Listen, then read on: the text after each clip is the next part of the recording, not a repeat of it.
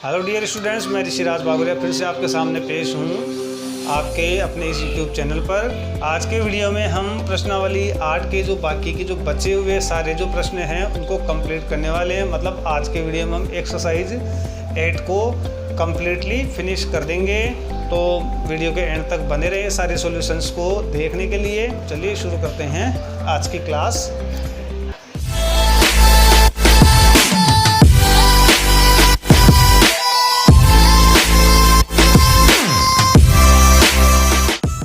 ये है students question number 21। पिछले वीडियो में हमने इसे हल नहीं किया था, आज के वीडियो में इसे हल कर रहे हैं क्योंकि ये सबसे अलग क्वेश्चन था, इसलिए हमने पिछले वीडियो में इसे छोड़ दिया था। आज हम इसे हल करके देखते हैं। पहले हम पढ़ते हैं इसे है क्या। एक झील में पानी के तल से 20 मीटर ऊंचे बिंदु ए से एक बादल का उन्नयन कोण 30 डिग्री है। यदि झील में बादल के प्रतिबिंब का बिंदु ए से अवनमन कोण 60 डिग्री हो तो बादल की बिंदु ए से दूरी ज्ञात कीजिए। तो जैसे इस क्वेश्चन के अनुसार हम मान लेते हैं कि ये जो है ये झील के पानी का तल है। ये झील के पानी का तल है और इससे एक कोई बिंदु ए है। ये 20 मीटर ऊंचा है। अब इस बिंदु ए से एक बादल है और उस बादल का उन्नयन कोण। तो जैसे हम यहाँ पर एक क्षैतिज रेखा ए से खींचे और मान लेते हैं कि ये वो बादल है, तो इस बादल से इस बिंदु का उन्नयन कोण 30 डिग्री है। अब आगे की स्थिति है, यदि झील में बादल के प्रतिबिंब का बिंदु ए से अवनमन कोण, तो ये है बादल। जैसे हम इस पॉइंट को नाम दे देते हैं बी। ये बादल है, ये झील का पानी है, ये झील का पानी है। झील के पानी में हम मान के चलते हैं कि यहाँ से और यहाँ तक की जो ऊंचाई है वो इतनी ही नीचे दिखाई देगी। तो लगभग इसके बराबर का हम यहाँ पे लाइन ले लेंगे और यहाँ से इसको ऐसे मिलाएंगे। तो ये जो बनने वाला अवनमन कोण है ये है स्टूडेंट्स इसमें 60 डिग्री। तो ऐसा होने पर हमें ज्ञात करना है बिंदु ए से बादल की दूरी कितनी है। तो अगर ये यहाँ से यहाँ तक 20 है तो हम इसे भी मान लेते हैं 20 मीटर। और ए से बी की दूरी यही हमें ज्ञात करनी, ये मान लेते हैं x और इसे हम मान लेते हैं a b c d e। तो c d 20 है, bc को हम मान लेते हैं y।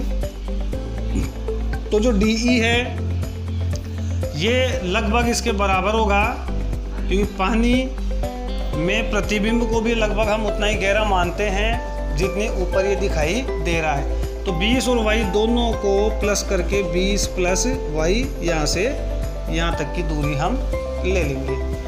अब इसके बाद हम स्टूडेंट्स क्या करेंगे, हम लेंगे त्रिभुज। यहाँ से हम कोई इसका जो आधा क्षैतिज रेखा हम मानेंगे नहीं, इसी त्रिभुज को हम काम में ले लेंगे। तो हम लेते हैं त्रिभुज ए सी ई। त्रिभुज ए सी ई में देखो थीटा ये है तो इसके सामने ये लंब हो गया और इसको हम मान लेते हैं आधार। तो यहाँ पर x y, इस दूरी को हम मान लेते हैं z। तो त्रिभुज ए बी सी में अगर हम करें सी ई बटे ए सी, सी ई बटे ए सी, तो थीटा के सामने ये है सी ई, तो ये हो गई लंब और थीटा स्थित है ए सी पर, तो ये हो गया इसके लिए आधार, यानी ये बन गया है tan थीटा। या सी ई की जो माप है वो अपने पास में है 20 प्लस y बटे z बराबर tan 60 डिग्री, या 20 और 20 40 प्लस वाई बटे जेड बराबर √3, और √3 के नीचे हम 1 ले लेंगे, और अगर हम इसे वज्र गुणा करें तो ये हो जाएगा √3z बराबर 40 प्लस वाई, या z बराबर 40 प्लस वाई बटे √3। इसको हम बोल देंगे समीकरण नंबर 1। अब हम लेंगे त्रिभुज ABC को। त्रिभुज ABC में थीटा है ये A, तो इसके सामने ये हो गया है लंब और AC हो गया है आधार। तो हम ले लेंगे यहाँ पे BC बटे AC। तो BC बटे AC हो जाएगा स्टूडेंट्स लंब बटे आधार यानी tan थीटा, या Y बटे Z बराबर tan 30 डिग्री,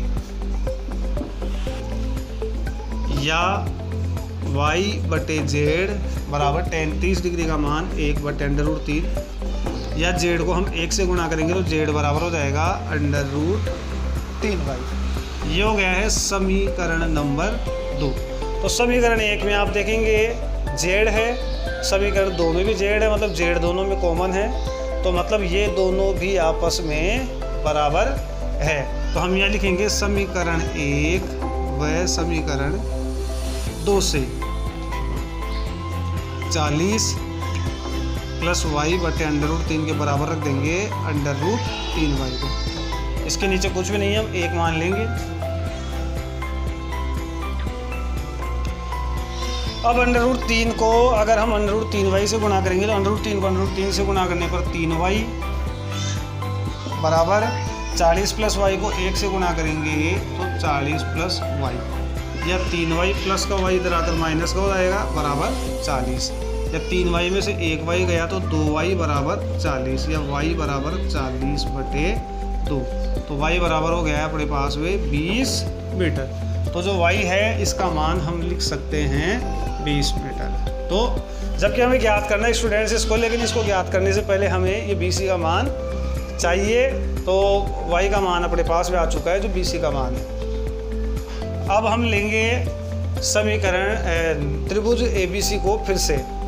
तो फिर से मैं लेता हूँ त्रिभुज ABC में, इस बार मैं करूँगा BC बटे AB, BC बटे AB, क्योंकि मेरे को AB चाहिए और BC मेरे पास में है इसलिए। तो BC बटे AB का मतलब हो जाएगा लंब, और ये 90 डिग्री के सामने है, AB मतलब कर्ण बराबर sin थीटा, या y बटे x बराबर sin 30 डिग्री, या y का मान अगर हम यहाँ पे रख ले 20 बटे x बराबर sin 30 का मान होता है 1/2, या x को 1 से गुणा करने पर x और 20 को 2 से गुणा करने पर 20 दूना 40 मीटर आंसर। तो यहाँ पर जो बिंदु A की इस बादल से जो दूरी है वो होगी स्टूडेंट्स 40 मीटर।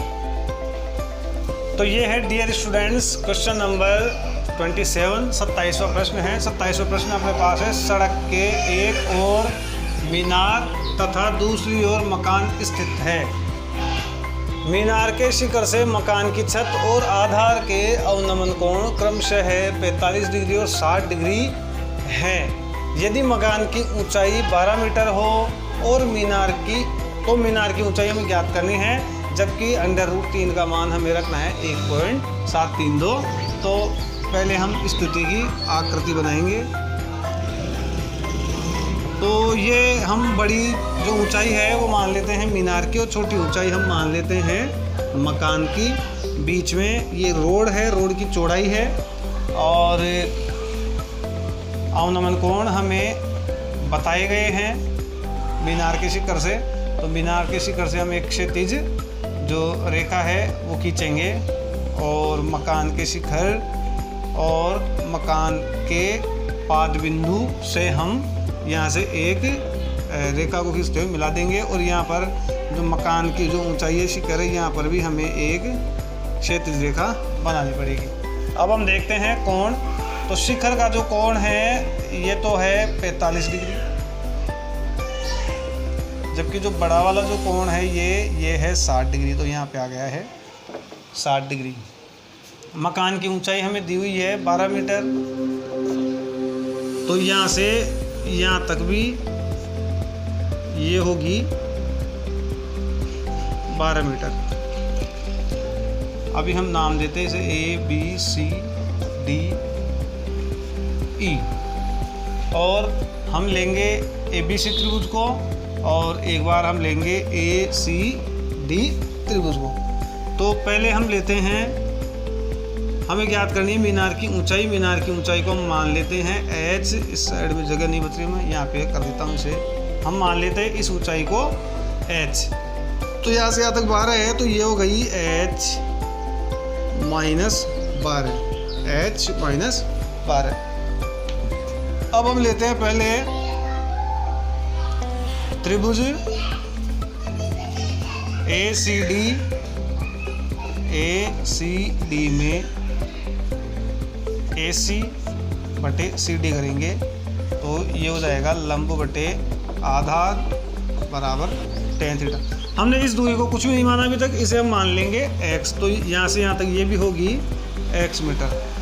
तो AC बटे CD यानी लंब बटे आधार मतलब tan थीटा। और अगर हम इसका मान रखें तो यहाँ से यहाँ तक AC का जो टोटल जो मान है ये हमने मान रखा है H बटे ये यहाँ से यहाँ तक है x बराबर tan 60 डिग्री, या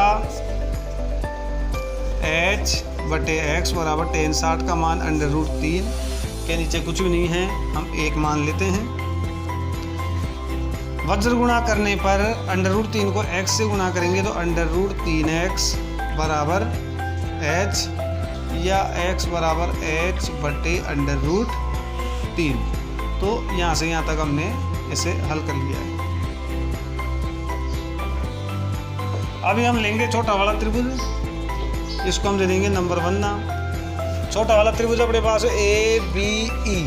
त्रिभुज ABE में AB बटे BE, AB बटे BE बराबर लंब बटे आधार बराबर tan थीटा, या AB का मान अपने पास पे है H माइनस 12 बटे BE का मान अपने पास पे है X बराबर tan 45 डिग्री, या H माइनस 12 बटे X बराबर tan 45 का मान होता है 1। तो 1/1, या वज्र गुणा करने पर H माइनस 12 बराबर X को 1 से गुणा करने पर X, इसे हम कह देते हैं नंबर 2। तो नंबर 2 में नंबर 1 के X का मान रखने पर, तो नंबर 1 में x बराबर h बटे √3 है, तो यहाँ पर x की जगह पर हम कर देंगे h बटे √3। इसके नीचे कुछ भी नहीं, हम 1 मान लेंगे। अब h माइनस 12 को हम √3 से गुणा करेंगे तो √3h माइनस 12 को √3 से गुणा करेंगे तो 12 √3 बराबर h को 1 से गुणा करने पर h, और √3h प्लस का h इधर आकर हो जाएगा माइनस का, और माइनस का 12 √3 इधर आकर हो जाएगा प्लस का। इसके बाद में हम इन दोनों में h को कॉमन लेंगे तो यहाँ रह जाएगा √3 माइनस h का भाग h में एक बार, यहाँ रह जाएगा 12 √3। अब हम क्या करेंगे, h बराबर 12 √3 में भाग लगाएंगे √3 माइनस 1 का। हम कर लेते हैं √3 माइनस 1 का परिमेयकरण, तो इंटू √3 प्लस 1 तो √3 प्लस 1। 12 √3 को अगर हम √3 से गुणा करेंगे तो √3 को √3 से गुणा करने पर 3 को 12 से गुणा करने पर 12 × 3 = 36 फिर 12√3 को 1 से गुणा करने पर 12√3। नीचे स्थिति है a माइनस बी और a प्लस बी की, तो a माइनस बी और a प्लस बी बराबर होता है a square minus b square. तो a स्क्वायर का मतलब √3 का स्क्वायर, √3 के स्क्वायर का मतलब हो जाएगा 3 और 1 के स्क्वायर का मतलब हो जाएगा 1। और यहाँ पे 36 प्लस 12 को √3 मतलब कि 1.73 2 से हम गुणा कर लेंगे। नीचे अपने पास में रह गया है 2। यहाँ पर 36 प्लस 12 को हम गुणा कर लेंगे 1.73 2 से, तो 12 दूना 24 की 4 हासिल की 2, 12 या 36, 36 और 2 38 की 8 हासिल की 3, 12 84, 84 और 3 87 की 7 हासिल की 8, 12 कम 12, 12 और 8 20 और 3 अंकों से पहले पॉइंट और नीचे 2। अब हम 36 और 20.78 4 को जोड़ेंगे, 36 और 20 को जोड़ ले आप, तो ये हो जाएगा 56.784 और नीचे 2 का भाग बड़े आराम से 56.784 में लग जाएगा। तो देखो 2 दूनी 4, 1 बच गया है, 2 अंटे 16, फिर इसके बाद में 2 तिया 6, 1 बच गया, 2 नाम 18 और 2 दूनी 4, तो 28.392 मीटर इस मीनार की ऊंचाई होगी। अब यह है स्टूडेंट्स प्रश्न नंबर 28वां प्रश्न अपने पास में। यदि सूर्य का उन्नयन कोण 30 से 60 डिग्री में परिवर्तित हो जाता है तो इन दोनों उन्नयन कोणों पर 15 मीटर ऊंचे खंभे की छाया की लंबाई में अंतर ज्ञात कीजिए। जैसे हम मान लेते हैं कि ये वो खंभा है, सूर्य जैसे यहाँ पर चमक रहा हो, तो दूर का जो कोण बनाएंगे हम, पहला उन्नयन कोण दूर वाला जो रहेगा वो 30 डिग्री छोटा कोण। और अगर हम मान लें कि सूर्य ऊपर आ चुका है तो इसकी जो छाया है, खंभे की छाया, वो इतनी हो जाएगी, पहले इतनी थी अब इतनी हो गई है। और ये जो उन्नयन कोण है ये भी हो चुका है 60 डिग्री। और खंभे की जो ऊंचाई है ये हमें दी हुई है 15 मीटर।